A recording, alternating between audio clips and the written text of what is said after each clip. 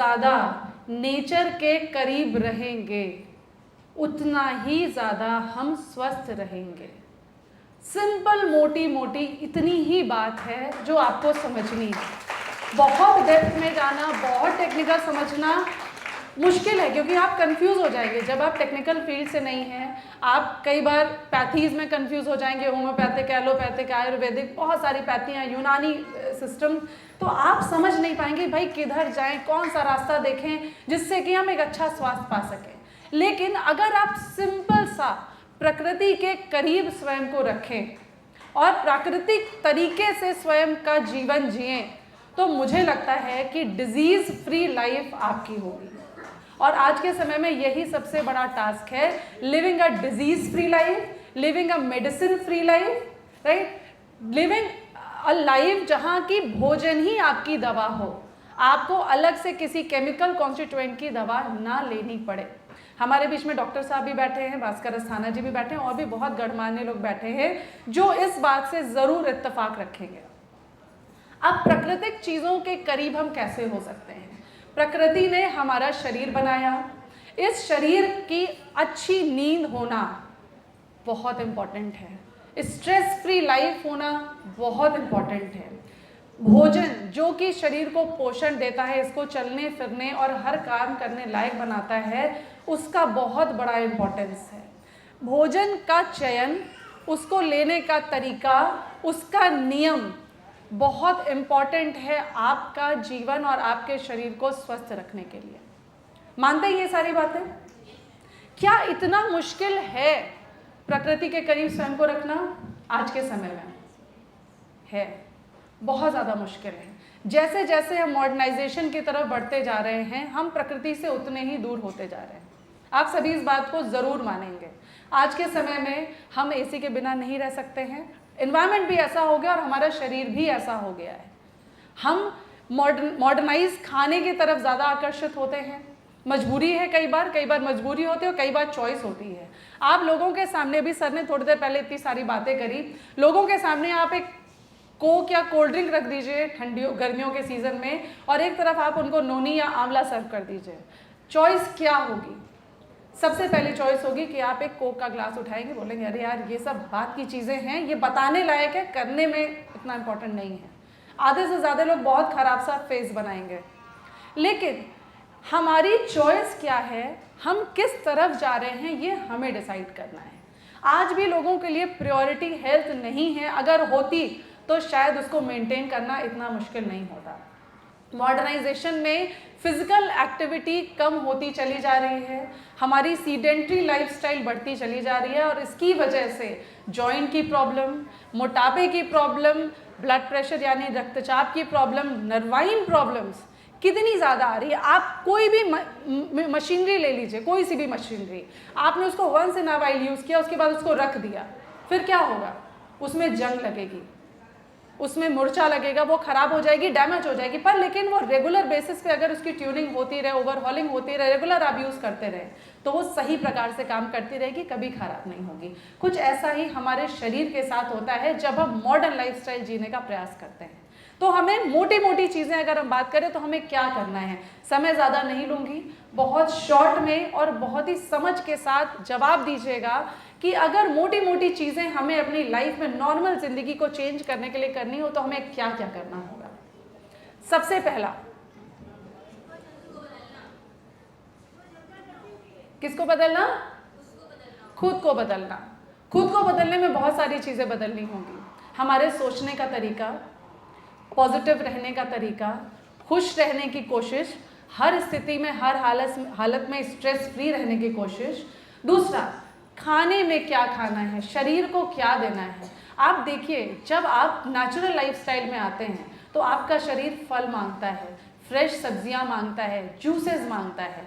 वही चीज़ें हमारी ज़िंदगी से दूर होती जा रही है। लोग कहेंगे भाई सब्जियां बहुत महंगी हो गई हैं, फल बहुत महंगे हो गए, जूस बहुत महंगा हो गया है। पर क्या समोसा, चाट, पकौड़े, जितने भी कैंड फूड है, क्या इतने सस्ते आते हैं? आप जब लेने जाते हैं, क्या पिज़्ज़ा हट में या डोमिनोज में आप जाते हैं और एक बार अगर 2 लोग पिज़्ज़ा खाते हैं तो क्या 600-700 रुपये का पिज़्ज़ा नहीं खा जाते हैं? क्या सब्जियां, फल इससे महंगे आते हैं? बताइएगा। कुल की कोई मीटिंग नहीं हो रही है, डिस्कशन हो रहा है। मैं चाहती हूँ कि यहाँ के पॉइंट से आप लोग इस बात को रियलाइज़ करिए कि आप अगर इस जगह आए हैं, बिजनेस कर रहे हैं, ठीक बात है, पर उसका जो बेस है वो है एक अच्छा स्वास्थ्य, जो कि पहले आप अटेंड करिए। जब आप कर लेंगे तो आप बोलते नहीं थकेंगे इन चीज़ों के बारे में। आप अगर सोचें कि मात्र 2 कैप्सूल या एक कोई जूस पीने से आपकी ज़िंदगी में बहुत बड़ा परिवर्तन आएगा, तो ये शायद कहना थोड़ा सा मतलब बड़ी बात हो जाएगी। लाइफस्टाइल बहुत इम्पॉर्टेंट है अगर आप चाहते हैं कि आप डिजीज़ मुक्त जीवन जिएं।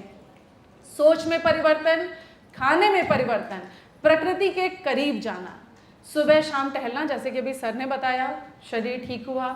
सुबह टहलना, टाइम से उठना, टाइम से सोना। क्या खाना है वो इम्पॉर्टेंट है, बट कैसे खाना है वो भी इम्पॉर्टेंट है। खाने के साथ छोटी छोटी बातें, आपने खाना खाया और खाने के बाद आपने 2 गिलास पानी पी लिया, एक बहुत ही खराब आदत है पर हम सब करते हैं। छोटी छोटी चीज़ें आप इसको छोड़ के देखिए। खाने को चबाकर खाइए, लिमिटेड खाना खाइए। अल्प खाने से, अल्प आहार रहने से इंसान ज़्यादा स्वस्थ होता है, ज़्यादा खाने से शायद इतना स्वस्थ नहीं होगा। क्यों सर? सही बात है ना? अल्प खाइए, पानी को सही समय पीजिए, खाना सब सही प्रकार से चबाकर खाइए, सही प्रकार का खाना खाइए और 70% खाना एल्कलाइन भोजन खाइए। मैं बार बार लगभग 2-3 साल हो गया मुझे सिर्फ इसी बात को फोकस करते हुए कि 70% आपका भोजन सब्जी और फल का बना होना चाहिए। फ्रेश सब्जी, फ्रेश फल, राइट? और 30% आप अनाज खाइए। आप अगर इतना सा परिवर्तन स्वयं में कर लें। अब इसके बाद बात आती है सप्लीमेंट्स की। आप बोलेंगे इतना हो गया तब तो काम पूरा हो जाएगा, तब हमें सप्लीमेंट्स की कोई ज़रूरत नहीं है। पर आज के समय में फल सब्जियों में भी कंटामिनेशन है, पेस्टिसाइड्स बहुत ज़्यादा हैं और ज़मीन क्योंकि उर्वरक नहीं रह गई, उपजाऊ बहुत नहीं रह गई, तो बड़े सारे न्यूट्रिएंट्स हैं जो इनमें मिसिंग हो जाते हैं। तो वहाँ पे सप्लीमेंट्स का बहुत बड़ा रोल होता है। ये आपको वो पोषण प्रदान करते हैं जो कि आपके खाने में कम रह जाते हैं।